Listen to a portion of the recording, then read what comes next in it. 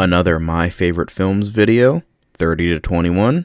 Let's go. Number 30, Shazam. My favorite DCEU film, period. And nothing will get better. Mainly because the DCEU is dead, and I know Aquaman and the Lost Kingdom ain't gonna be good. But when it comes to Shazam, I think it knocks everything out of the park. It feels like a 2000s superhero film, but done better, where it's not afraid of the more out there elements when it comes to superhero films, like the cheesy nature and the more horrific parts. Zachary Levi is so perfect as Captain Marvel, and I can't think of anyone who could do it better. I think what makes his performance work so much is that despite being an adult, he brings out the more childlike aspects of Billy that he couldn't do as a kid. He was on the streets, he had to survive, and he couldn't think about acting like a real kid. But as Captain Marvel, he has that safety net. He can do anything now, so he can live out all these fantasies he wanted to do as a kid, but now can actually do, ironically, as an adult. While I don't like that they doubled down on the extremely childish nature in the sequel, I think it had a great balance here. Asher Angel does a great job as Billy, as sort of the punk kid with the heart of gold. He makes that work. His, as well as Levi's chemistry with Jack Dylan Grazer is also great, and Grazer himself is hilarious and never goes annoying with the plucky comic relief aspect. Grace Caroline Curry, Pedro Pena, Ian Chen, and Faith Herman are also very good for their smaller roles, and even their superhero counterparts are great as well, with Adam Brody and DJ Catrona finally becoming superheroes a decade after they were promised to become them initially. Albeit very differently, but hey, I don't think they're complaining. Overall, such a great and fun film, and one of the few good things to come out of Philadelphia.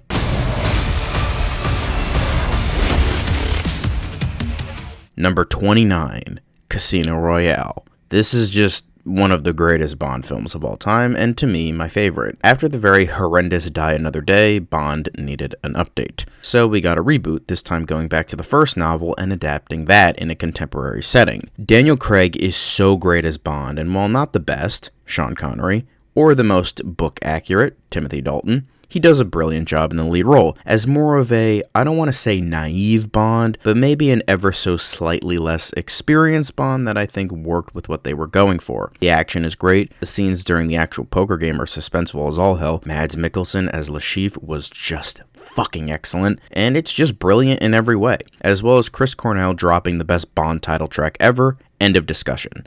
Just one of the greatest spy films of all time. That's all that needs to be said.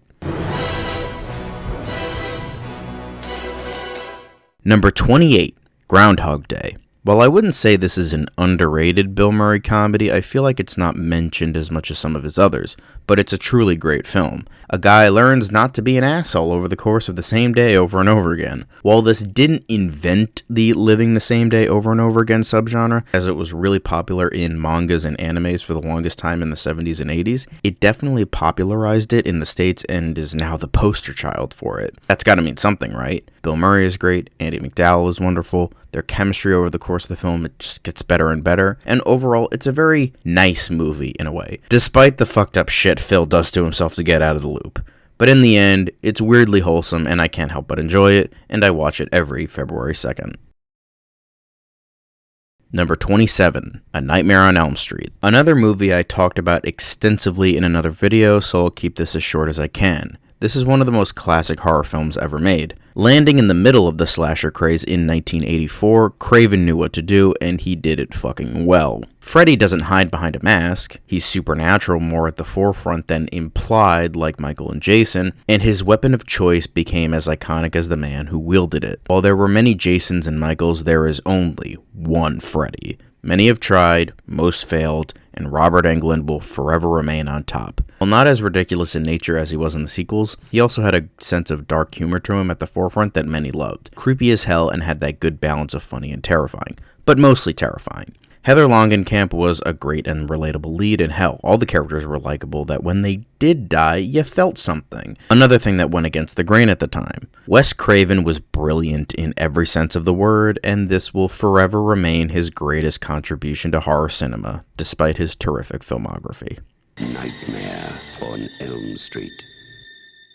Number 26, Planet of the Apes. This isn't a film I really talk about a lot, but it's one that left an impression on me at a young age. I was honestly so enamored with the world and the story that unfolded that I couldn't help but love it. It has been years since I've seen it, but its stamp on pop culture predates whatever I have to say about it. Charlton Heston is very relatable on this fucked up world. The makeup on the apes are amazing, and of course you have that famous twist that has become more popular than the movie itself. It's definitely one of those movies that should be more bottom of the barrel B-movie schlock, but it isn't. Similar to the original Fly, it is slightly higher brow than one would think or suggest. It's not in the realm of 2001, but it's certainly a hell of a lot better than the original Fly, but it has a bit more intrigue and depth to it that I greatly love and admire about it. In terms of the sequels, they go into more of that B-movie territory, and they are fun, but they don't even come close to the original.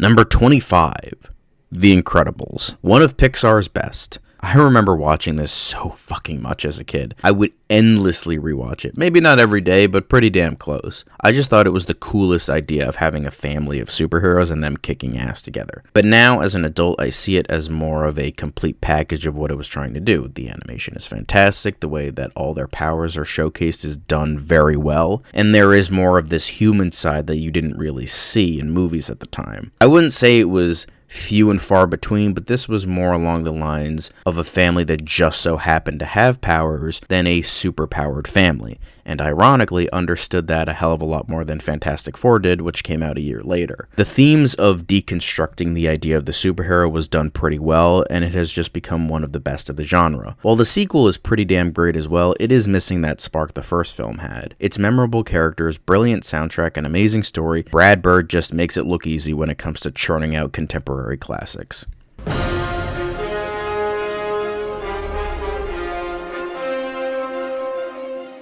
Number 24, RoboCop. Speaking of superheroes not based on a comic book, now we have RoboCop. One of the most brutal, fucked up, and visceral action movies of the 1980s. It could only come from Paul Verhoeven, and we admire him for it. Peter Weller showing that he was such an underrated talent because his performance here was just wow. A human forced into a metal body with having everything stripped away that resembles his former self while he tries to get it back while uncovering this company conspiracy is such a thrill to watch, but also extraordinarily depressing. Plus, the balls-to-the-wall action certainly helps as well. While many probably saw it as a dumb action movie, and people still do, there is a bit more to it than that. It's really a movie that is incredibly timeless when you think about it. Which isn't good for us, but hey, it certainly makes the movie more interesting, right? It's just so many ideas under one roof that shouldn't work but does. It definitely makes this a fun watch, but definitely more to it than that. And I'd certainly buy it for more than $1.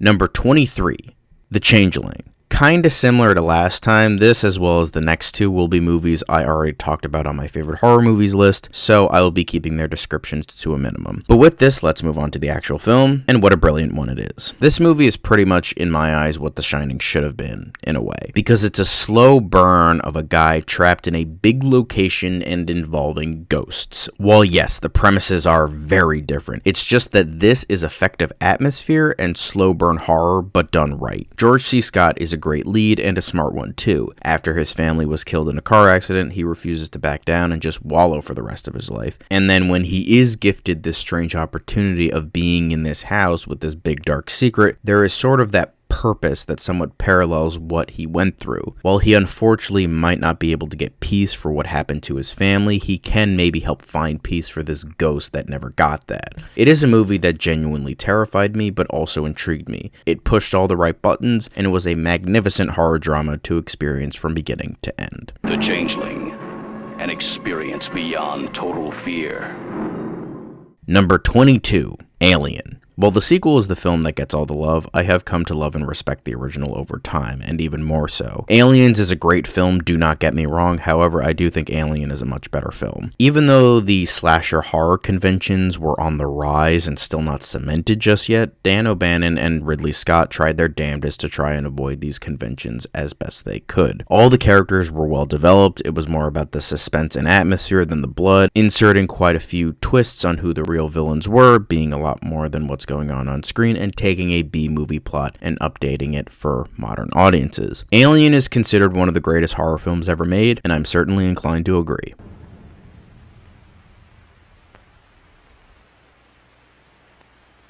Number 21, The Innocents. For our final film of this list, it's arguably the greatest ghost story ever put to film. It's a movie that is terrifying yet enchanting to watch unfold. A lot of people go for The Haunting, and that's fine, but for me, The Innocents will forever remain the better movie. Jack Clayton, Truman Capote, and Freddie Francis managed to craft something so brilliant and so spectacular, I am still in awe of what they managed to achieve. This movie left such an impact on me that I don't think any ghost story could match up to it, whether that be a remake or any other ghost story. Once you hear Oh Willow Waly on that black screen, its atmosphere refuses to let up, and I love it so much. I have not read the novella yet, but I know that this adapts it fairly well, despite the fact that this adapted the play that adapted the novella rather than technically a straight adaptation. But hey, it credits it in the original credits, so it's fine. Deborah Kerr's performance is one of the best I've ever seen, period, not just in horror, but in any genre. Even she stated that it was the best she's ever done, and I'm inclined to agree. The Innocents is definitely a film that needs to be truly experienced by every horror fan and every cinephile.